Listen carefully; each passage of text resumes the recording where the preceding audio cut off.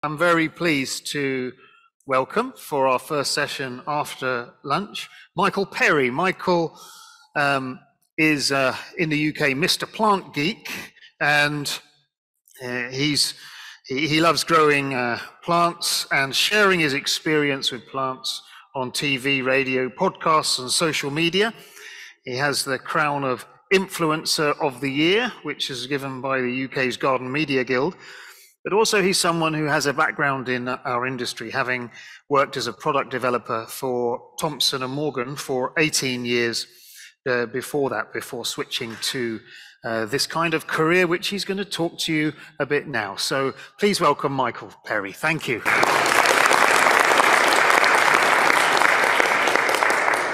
Hello. How's it going? I feel like this is the worst shift to do because this is just after lunch and there was a lot of carbs in this Dutch food, don't you think? So hopefully you'll all be awake.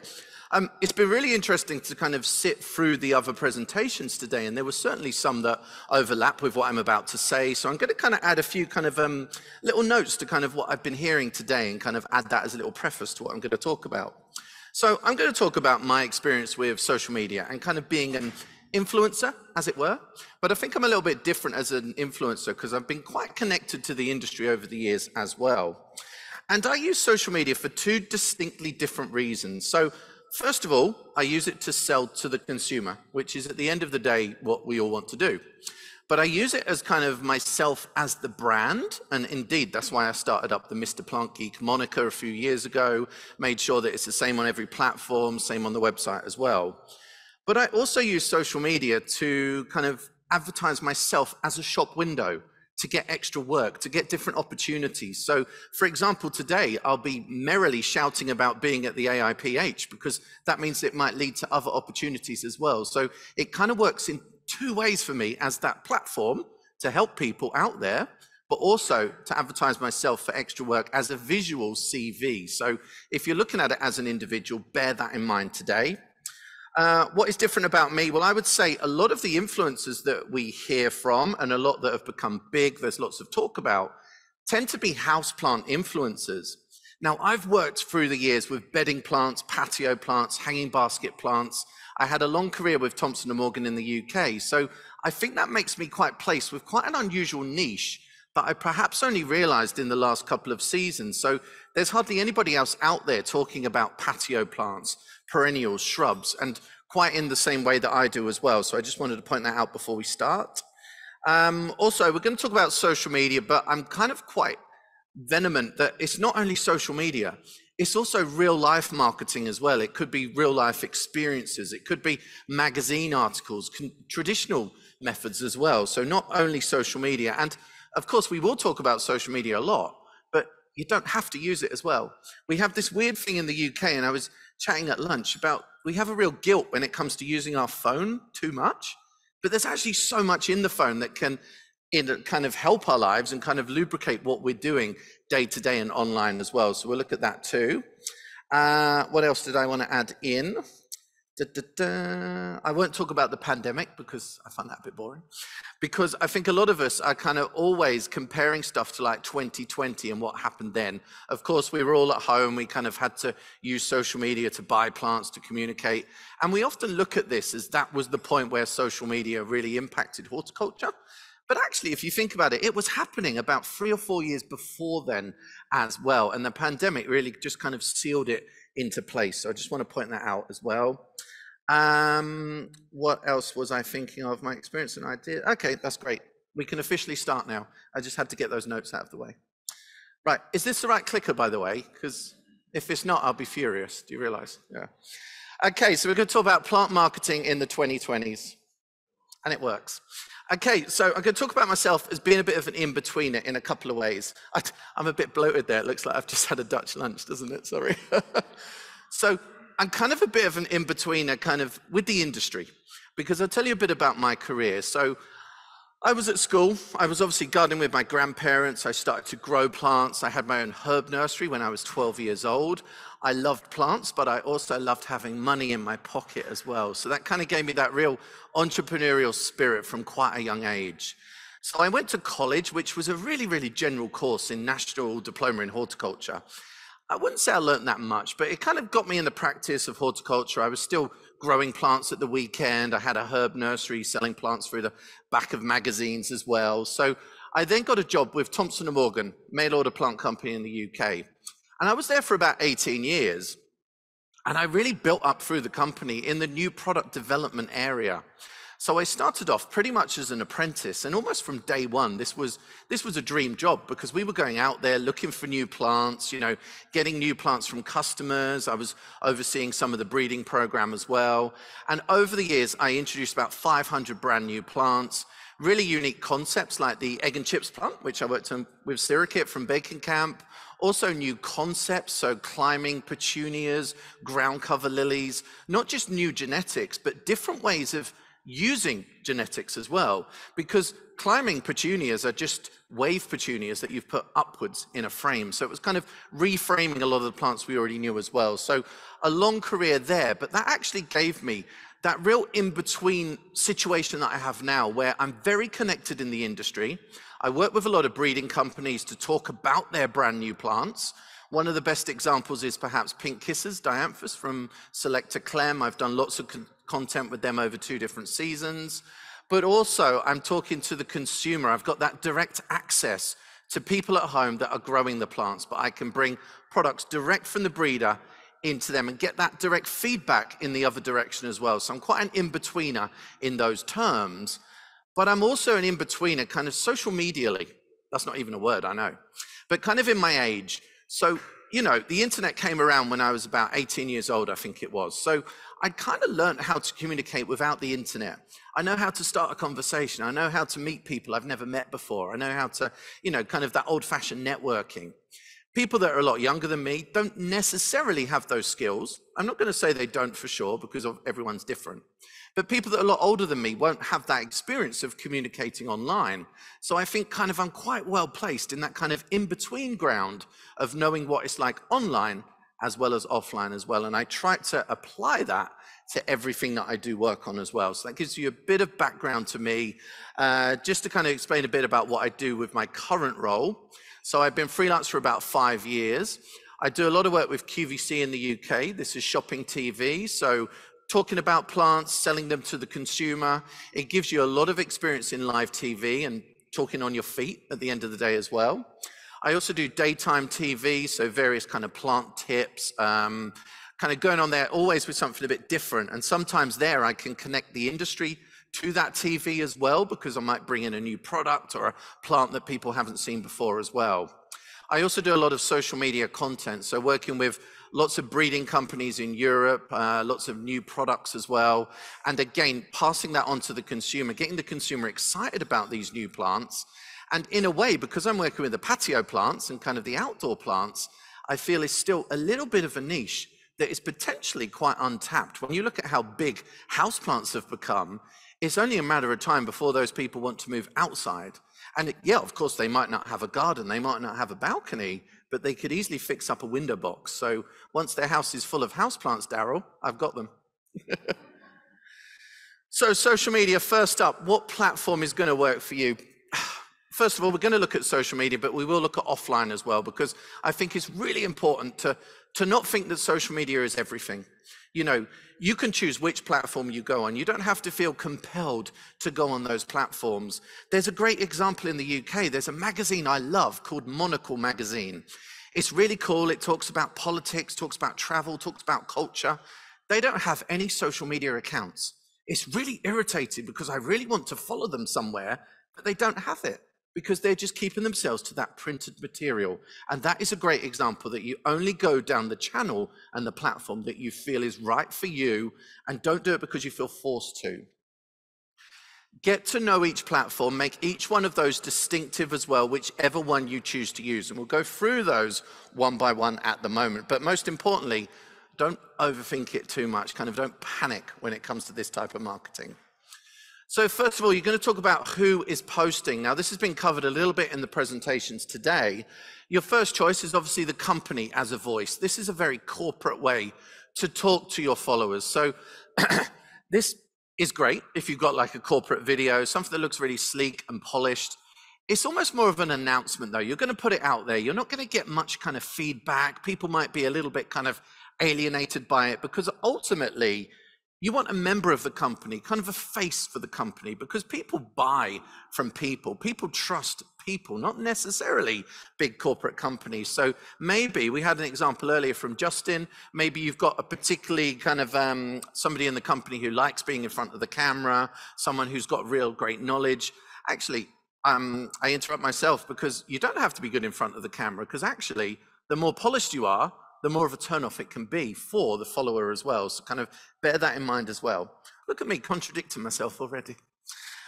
So also it could be as an individual. Now that could be someone known to the company, or it could be an influencer that you work with. And hearing about that relationship between Justin and Daryl was really superb, because once you've got an influencer you know and you can trust, they're almost like the kind of, what do you call it? Like the speaker for your company, because people trust them, they know them, and it doesn't matter if a big corporate company is behind them as well.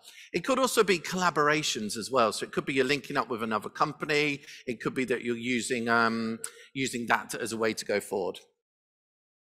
So there's 6 ways that I see that you can use social media to talk about your plant, your product, your company. That is to inspire, to inform, to announce, to sell, engage, and excite. I should have made that so it spells out a really cool word, but at the moment it's just like IAS. Doesn't sound cool. So first up, we're going to look at inspiring. Now, this is an example of some work that I did with Selector Clem a few years ago. Now, I worked with Pink Kisses, which is probably one of the most well-known brand names for a plant since Sophinia. You can fight me on that if you want. I wanted to show a new way to use Pink Kisses. So I kind of hooked up the idea with a style that I'd seen on an Indonesian account called Atelier DE. And they were actually planting up Kokedama, but they were doing more than one plant in a Kokedama and calling it Tanam Dharma. And so I was like, oh, wow, this is a new thing. How can I use that in some of the content I'm doing? So at the same time, I was working with Pink Kisses with Selector, and I was like, okay, well, I'll make a multi-Tanam Dharma with more than one plant, and then create that into a really interesting reel, created some how-to online at the same time as well, and created that content around this new concept that I'd found. And at the same time, by inspiring my followers, I was also connecting companies and kind of also showing that I was very transparent, and I like to work with small companies all the way up to corporate companies as well. So probably something that I love most about my job is kind of connecting people and companies as well. And that came together perfectly when it comes to this content here. So you're giving people different ideas. They're not going to feel committed to buy, but of course the reason we're hooking people into social media is that we do want to sell to them one day. But if they trust you first and you're inspiring them, then when you do sell to them, it will be that much easier. So you can also inform people. So this could be how-to videos. Now, personally, I find the how-to videos are quite crowded. There's a lot happening there, but there's a few that I've done with QVC over the years, which are quite basic kind of stuff that you, oh, how do I go back? I don't know. Yes. So kind of looking at stuff because people really do need to know the basics. But for many years I felt, well, people already can go on YouTube and find like 50 videos or so telling them the same thing. But actually somebody said to me, but they trust you and they want you to show them how to do the thing that they want to do. So be prepared to embrace how to, especially if you're doing something that is distinctly different as well. And that means that you could become essential to someone who is starting their gardening journey or is a little bit confused about this or that. And this could be great for Instagram, for example, but also any other platform, YouTube as well, or also website. I'm going to talk about website after we talk about social media, and that is an area that I've never overlooked, and it really reaps benefits. So another way to use social media is to announce stuff. Now, if you're a corporate company or maybe an individual, like, you know, I'm doing some workshops with Timberland over the next week or so, and I'll just announce those online, tell people when the dates are, this and that. It's a really, really useful platform to do that with. But in terms of engagement, don't expect much kind of comeback. Like people are going to be like, oh, wow, thank you. They're not going to do that. So kind of, it will be a little bit like just putting your info out there. You won't get much back. But this is really useful because for a lot of companies these days, or for a lot of individuals, when I search for a company, I'll probably look on Instagram first. And I think this is true for a lot of people. And, you know, even more than, say, Google or Google Maps these days, I'm going to look on Instagram as my kind of source of information. I'm certainly not the only one doing that. And so, for example, in Suffolk, where I live in the UK, if I want to know a cafe's opening dates or kind of special events, I'm probably going to look on Instagram first. So make sure that if you're announcing stuff, put that clearly on social media on whatever platform you've chosen to use. Now, sell. You want to sell to your audience, of course, but if you do all the other bits, then they're going to trust you. They're going to be on your side, hopefully. Remember that people do buy from people. They trust people more than a kind of faceless account. Don't be too obvious about it. You'll see a couple of examples in a moment where I've kind of sold to my audience. I'm not kind of doing the hard sell because it's up to them if they buy or not. But in order to get the message across to them, I've made something fun. I made it kind of really obvious that I put a bit of effort into bringing that to people. Because at the end of the day, we need to be honest about it. As influencers, we now will earn money from our accounts and our followers because we'll be paid to advertise a product. And somehow in UK, we're always quite embarrassed about making money out of things, or especially in horticulture, we're kind of like, oh no, we're not really making money from this, but you can't, this is now, you know, partly a career as well. So make sure that you make it fun for the follower. They're kind of buying into what you're about, and they will trust you when you do want to then sell to them. But if they are going to buy something from you, make it easy. Oh my God, there are so many accounts that I hop onto on Instagram or other social media platforms, and you need to be able to find out what you need to know about the company straight away. You know, we're very impatient these days. If the information isn't there ready to go, then we're probably going to go somewhere else pretty quickly. And even though you're probably sitting there thinking, oh, we shouldn't be so impatient, but actually, if you're looking for the information, it needs to be there. That's just professional and efficient at the end of the day. So also engage. Now, we have the best market research tool in front of us in terms of, well, Facebook's probably one of the best places for that, I'd say, because it's very much a conversation, and certainly my audience on Facebook is very engaged. They're happy to chat, have back and forth conversations as well. So really, for the first time ever, we've got that free element of market research. We can ask without any charge what our customers think of our products before we launch them, after we've launched them, kind of mid-launch as well. So we've got that direct link to customer. And that isn't just me as an influencer that has that direct link to consumer, but you guys as companies and corporate companies, breeding companies, you've all got that potential to link with the consumer through social media, which could then spill over into real life as well. And you can excite people as well. I'm sorry, there was a shirtless picture here. You knew it had to happen. But I just wanted to show you how you can excite your audience. So you need to show them something that's a little bit different, something they haven't seen before, something that makes them stop and be like, whoa, that's cool.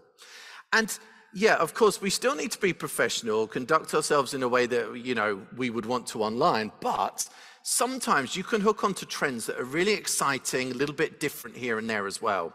So this is an example. The pictures you see here, there was a kind of, you know, every so often there's like a trend going around, like especially on TikTok and Reels, but also on social media. This was actually a series of Dolly Parton pictures. And it showed what she would look like if she had a social media profile picture on each of those different accounts. So as you can see here, LinkedIn was very much professional. I'm here with the sweater like slung over my shoulders. Instagram is like, we want to look really cool and stylish. Facebook, we want to look really ethereal, kind of cottage garden, kind of really gentle and lovely. And on Tinder, we obviously want to look something a bit different to all of that. But you can hook people in these very different ways. So this could be, and I've seen companies that do this. So say Innocence Movies in the UK, they do really well at kind of hooking into these trends, adding a little bit of fun, adding a little bit of personality, even though they're a big corporate brand. And it really makes you think of them different. It makes you realize there's humans behind those companies at the end of the day. So they don't actually have to be obviously relevant either. So it could be, I should have the picture here for you guys, but I made this collage with plants as well. So for LinkedIn, I had an Echeveria, which was really geometric, very organized. Facebook, I had Verbena bonariensis. Tinder, I had Nepenthes, you know, the pitcher plant. So kind of, it was just adding that little bit of fun here and there. But something else that I've got written down there that I haven't got to show you is personality quizzes. Now, I've had a lot of success over the years with my website. I get about 2,000 hits a day on the website, which I think is quite unique for an individual. And very often I'll create quizzes on there. It could be, what color should I paint my fence next? Which houseplant is for me? And when you push those out on social media, people can't help but interact with those. And even better if they're shareable as well. So you can make this a lot of different ways of getting kind of people excited in ways that they do want to share that material as well. And then finally, I've kind of got that little note about celebrities. And I had a bit of a conversation here today where I kind of think the next frontier for advertising plants, we'll talk about kind of printed media, magazines, newspapers, but wouldn't it be cool if one day we put a lot of energy behind a plant and actually got it into like maybe Vogue magazine as a named variety? Maybe these new fragrant orchids that are coming out of Holland, for example. I think that would be not the final frontier, but like the next frontier for advertising plants. Because yeah, of course, we might cringe at celebrities and Kardashians, but they've got that selling power. Why don't we add plants to that as well? And I see Justin nodding, and I think you're going to get them on the Kardashians next season, aren't you? I can tell already. So a few golden rules when it comes to social media from my point of view. So try not to overthink it. Sometimes you can have this really schedule that stretches out 6 months here and there, but actually sometimes it's better to be reactive. Maybe there's an event that suddenly happened or a news story that you can jump on. By all means, have a plan, but also be able to pivot along the way. Spontaneity is often best. People love to see behind the scenes as well. So think about that where you can. Don't be too tidy with the post. Now, of course, take a good picture is very kind of photogenic, but sometimes corporations make things very, very serious, and kind of that is a turnoff. So make sure things are as organic as you are happy to let them be at the end of the day. Show them behind the scenes and be candid at the same time. Now, you can't measure everything. And I work with a lot of clients and they often want to see the figures of kind of my posts, this and that. And very often they kind of don't even understand the figures. They just want them to kind of look big, which seems kind of so weird. And you've got to remember that you're getting the brand out there at the end of the day, and it might be they don't click on that post. It might be in their brains. They think, oh, I'm going to buy something from, Selector. Maybe when they're in the nursery next time, they're going to buy pink kisses. You're never going to be able to measure that. So try and manage clients' expectations, but kind of also bear in mind that it's a real moving target when it comes to that measurement as well. And also, we talked earlier, somebody mentioned the micro influencers. They are so much more important than bigger influencers. And everybody they always want to know how many followers you've got on Instagram and stuff. And I generally can't really remember the exact figure because quantity has never been important. It's much better to have an engaged audience than it is hundreds and thousands of followers. If you have got hundreds of thousands and they're engaged as well, that's absolutely fantastic. But people are always wanting to have more, but sometimes work with what you've got and you probably find that you've got a great audience there already.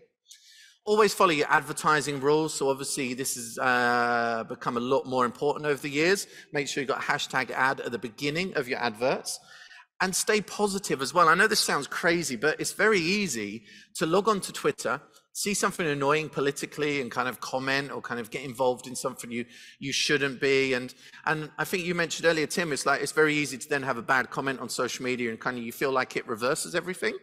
But it kind of doesn't, because that is kind of just like a little blip, and people forget things really quickly on social media as well. So don't worry too much and don't get involved in kind of like any altercation or argument. If someone says something negative on your account or something negative about your product, then it's better usually to just take that online or just reply really efficiently, but just quite neutrally, not something that kind of keeps that conversation going. So I think sometimes like arguing online is a bit like farting in a cupboard, because it creates a smell, but nobody really like benefits from that, or, not like you'd ever benefit from a fart anyway, but you know what I mean.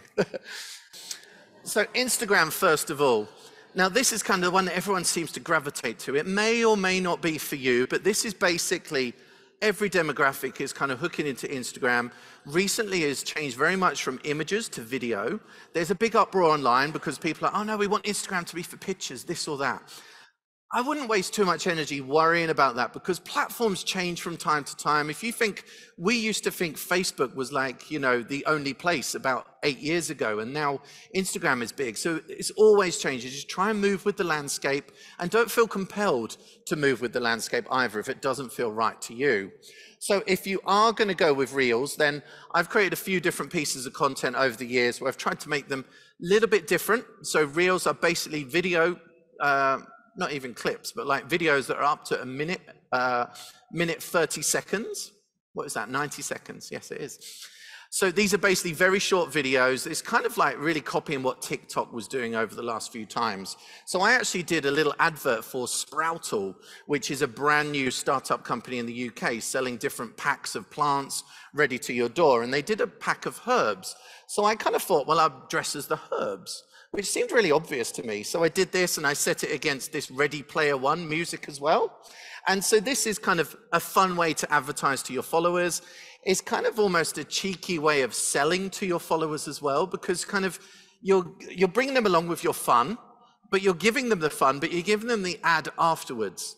So I don't mind if they've clicked off by this stage because they're kind of bought into it and they love me for doing these slightly different things. And you'll see that where I am selling to people, I'm using myself as that kind of like kind of brand as well at the same time. So yeah, do something fun, do something funny if that is for you. So dressing as herbs seemed pretty obvious. TikTok is similar to your Instagram Reels. Now this is where you can obviously do something that is really interesting, different video. So bear in mind with this and Instagram, you've got so many little niches that you can go into. So I'm launching a book in the next week or so. And so I look on the hashtag BookTok, because then you see lots of different ways that people advertise their books. So really, the possibilities are endless. And sometimes you have to kind of turn on your head what you think you know about these platforms. You would think that TikTok is all dancing, but it's not at all. There's a lot of great educational stuff on there, lots of great how-to as well. And there's even, oh, we haven't got the sound, but there is a video there where I'm laughing at myself when I presented Monge 2 on TV, and I was pronounced it as Man Get Out. So, you know, you've got to do these cool things to just kind of be in front of people to kind of come along with you on the journey. Now, Facebook, who is there? It tends to be these days the slightly older demographic, kind of 55 to 65 female, but they're very engaged and they're very comfortable on that platform as well.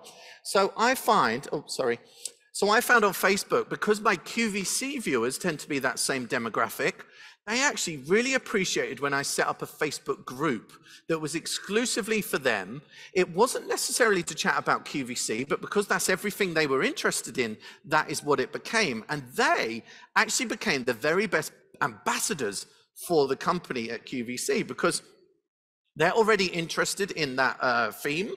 They're all in there. They're kind of all in the same situation. They're kind of swapping notes. They're almost like, I know it sounds crazy, but they're almost like self-soothing at the same time, because if somebody had a bad experience, somebody else was ready in there to say, well, actually, if you call QVC, they've got a great guarantee. They'll help you with this, help you with that. So it really kind of started to like run itself. And it was probably one of the best things I've ever done on Facebook as well. Now, Twitter, I know this seems a bit like the Wild West. It is still really useful for getting your message the furthest and the quickest as well. So it's a very varied platform. You can use it to point to other content as well, because remember on Instagram, for example, it's very difficult to put in a link to somewhere else. Of course, you'll put it in your profile, in your bio, but you've got to make sure that people can go quickly to where you want them to go to as well. So Twitter, you've got the link there, they can go straight to it. Facebook, in comparison, the algorithm doesn't like you putting links in there as well. So bear in mind, Twitter, probably very useful, but don't get into any of those arguments. Now, LinkedIn has really developed nicely in the last 3 or 4 years, hasn't it? And it's become that really great platform where I think since it had this real kind of shareable features and kind of really became like, almost like Facebook for business in a way, and it's really become very useful. Again, I conduct myself as a kind of visual CV. People book me for work based on what they see me do on those different platforms. I just want to say though, conversely, LinkedIn is obviously great for business. And if you post anything that's kind of outside of business and it kind of looks a bit kind of odd and it doesn't really fit, but equally, don't be ashamed to post business stuff to Facebook, Instagram, and Twitter, because even though we're business people, we still lie on the sofa on a Friday evening just scrolling through social media platforms. So don't forget that business people are everywhere, you know?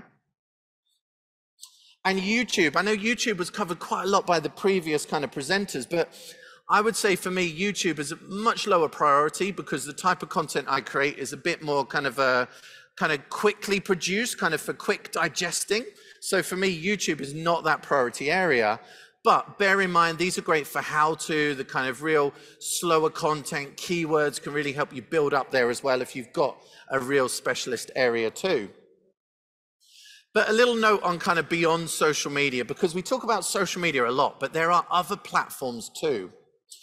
So podcasts. I've got a podcast with my colleague Ella Merriam. We're actually on the 8th series now.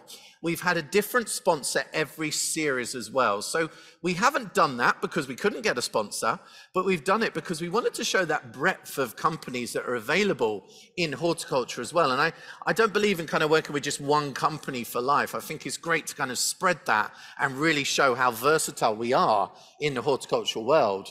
So on our podcast, we talk about plants from every different angle. So plants that you grow, plants that you admire, plants that you wear, plants that you drink, plants that you eat.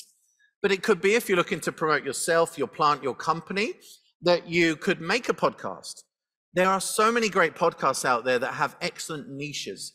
And kind of when something is really special to you, that really is your niche. And if you can expand that out, then people will want to listen to that as well. But what I would say is if you are going to start a podcast, really commit to it, because I see so many interesting podcasts that I look in Apple Podcasts and there's just 2 episodes.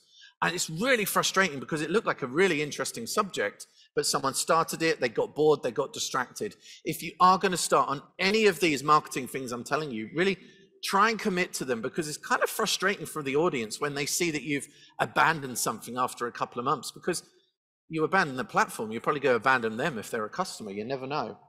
You could also guest on a podcast, so it could be that you're going to be interviewed. I've got this book coming out next week and various people are interviewing me on their podcasts. This is a great way to get free advertising, or even if you're going to pay to be on a podcast. It's really a very important place to advertise these days.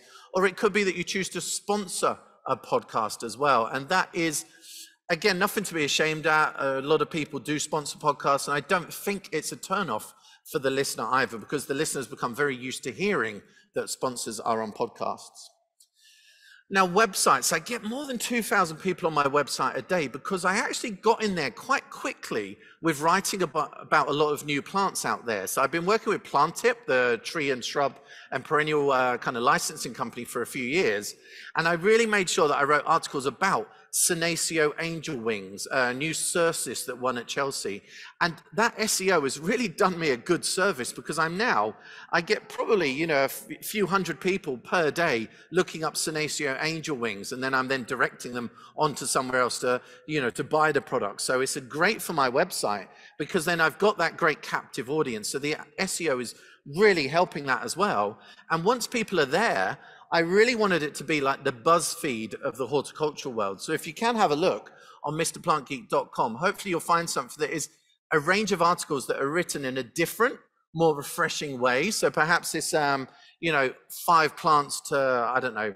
Well, just last week, we're writing about the new Dulux color of the year, which is beige. So people are like, oh, beige, that's such a boring color. So I was like, okay, well, I'm going to write about it. Let's look at 10 flowers that are the color beige.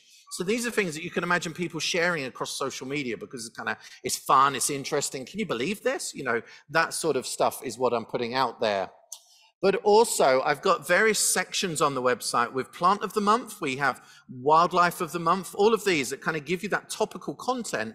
But I've also got more static areas, more evergreen content with plant guides. So plants for windy areas, plants for sandy soils, plants that kids can kick a football at, for example. The way that a consumer might be thinking as well.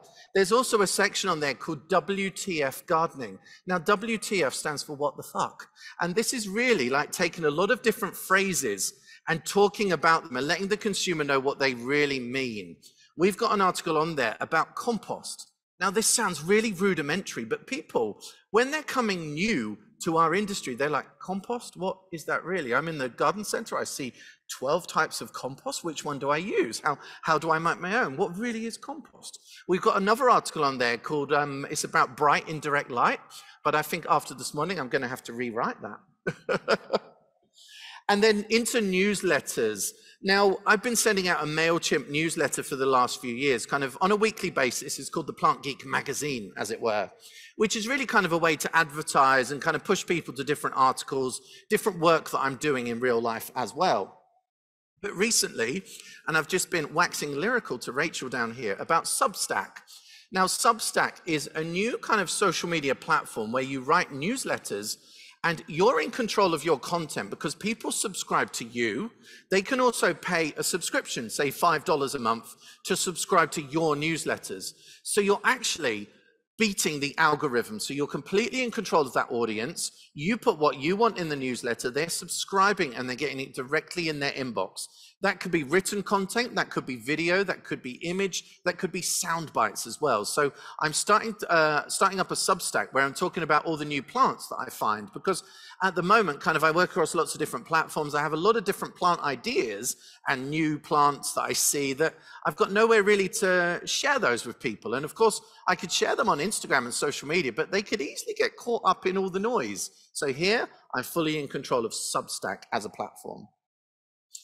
But in real life, now I talked about being an in-betweener, so I remember what it was like before we had social media, before we thought that social media was the only way to advertise our plants, because there's a lot of other ways as well. It could be at a flower show. It could be that you fund a garden at Chelsea Flower Show, or maybe one of the more up-and-coming flower shows like Tatton Park, for example. Or it could be that you're going to sponsor a stage at a flower show, perhaps a very practical stage, and then have some of your branded plants there. For example, if you think in the realms of Pink Kisses from Selecta, it could be they sponsor the stage and it is surrounded by Pink Kisses plants. Actually quite easy to make that happen because, you know, you'll have stock at that right time of year, you can deliver the plants, you can sponsor that stage and get that real customer presence in front of the consumer. Now, that spills over onto social media because people will be sharing those pictures on social media as well. So suddenly, real life and social media are almost doing the same job. You could get your plants onto TV. So it could be that you work with someone like myself who does daytime shows. Very often I'll be, you know, say I'm doing houseplant tips or something on a daytime show. I'll look at what new plants or accessories are out there. And I always want to add something a little bit different. So that could be a great opportunity to get your plants on TV. It could be you work with QVC in the kind of retail sphere as well. But it could be back in the, I'm not even sure what year, but when they started to sell poinsettias and they had them in the background of the Christmas TV shows, we haven't done that type of coverage with plants for many, many years. And it might be time to do that or the Kardashian advert. But also collaborate on events. It could be pop-ups. I know that Danziger were looking at doing some different pop-ups in some of the major cities in the UK to kind of showcase their plants, show them to the public. Each year in Amsterdam, you have the Tulip Day where they give away free tulips. This is a great way to get your plant and product in front of consumers. And when you think, oh, we could reach that much more people online, actually, if you're in a town square in a city, you could probably reach a similar number, if not more. So it's not all about social media. But kind of just a few little trends I kind of tagged on to the end here. So kind of horticulture's golden age, that's what I see it as a little bit, because it started before the pandemic, but since the pandemic, we've got a lot of new recruits. We've got a lot of people that we need to help and educate. We need to help simplify stuff. We need to help convert that to careers as well. People think that all jobs in horticulture are landscape gardeners or digging or kind of, you know, potting up plants in the nursery. Of course, there are a lot of those jobs and they could be better paid, but there's also jobs in PR, marketing, copywriting as well. Horticulture is so broad, but somehow we don't get that out there enough. And we've got more eyes on us in horticulture than we've ever had before. So we need to convert those eyes into more enthusiastic people about horticulture, people that buy from us in horticulture, but also people that start a career in horticulture as well. So I think kind of horticulture being in the mainstream is going to continue, as it were.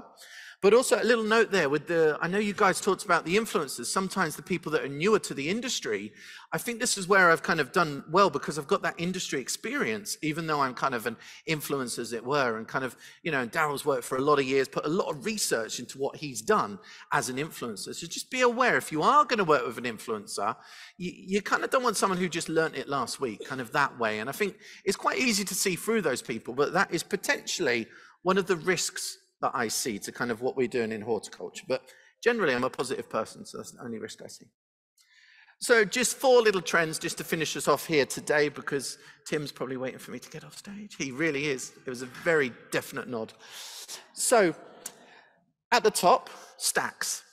I like to always do something a little bit different for social media, something that people wouldn't have seen before. So I saw a little idea out there where people were kind of doing the typical herb planter where you have the kind of like a strawberry jar.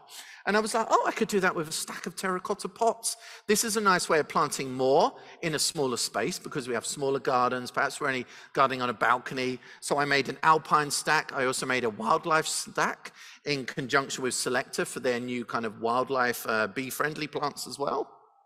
Also, I'm quite obsessed at the moment with indoor-outdoor plants. So I recently did a shoot with Gardener's World magazine in the UK where we planted up 4 different mixed containers of houseplants, but with a view that we could have them outdoors on the patio table in the summer. So we had crotons with kalanchoes. We had some ferns that you could put in a shady corner as well. We had some indoor-outdoor succulents as well. So I think that is an increased area because kind of, in a way, people could then have houseplants that they just have as outdoor plants potentially, only having one plant. And I think the plant you see there is Semponium Destiny. That was Plant of the Year at Chelsea Flower Show last year, and that buys into that concept. It also buys into an important concept of xeriscaping, which is gardening without the use of water. So a lot of drought-tolerant plants like succulents, grasses, a lot of the drier cottage garden plants like verbena can be used in that, and also using a mulch to keep that moisture locked in as well. Final slide, I promise, is soothing the guilt. Well, first of all, the creative displays, like I've talked about, the Tanam Dharma, kind of looking out for those different ways that people could be displaying their plants, kind of different trends that we could hook onto, but also bedding. Now, I kind of get a bit worried sometimes with the sustainability of bedding, and I know that we can make it in very sustainable ways, but the consumer, once they get a bee in their bonnet, they might be like, oh, growing marigolds isn't the best. We need to grow kind of perennial plants, this or that. So you could treat that 2 ways. You could grow perennials as bedding. So it could be you grow penstemons that flower for 5 months of the year and treat those as the bedding plant that you never pull out. Or it could be that you combine those typical kind of annuals that people know and love with perennial plants. So you've then got only one plant that you take out of the pot at the end of the season. So I'm kind of, with my kind of brain looking ahead, I just worry that at some point we're going to have to soothe that guilt of growing bedding plants and plants that have got that shorter lifespan a little bit. So that is one of the ways that I'm looking to get ahead with that. So that is just a little kind of snapshot of how I work with social media, kind of online, but also offline as well, and a little bit of insight to how I see kind of tiny little changes in the industry. So I hope you've enjoyed it. Any questions, do let me know.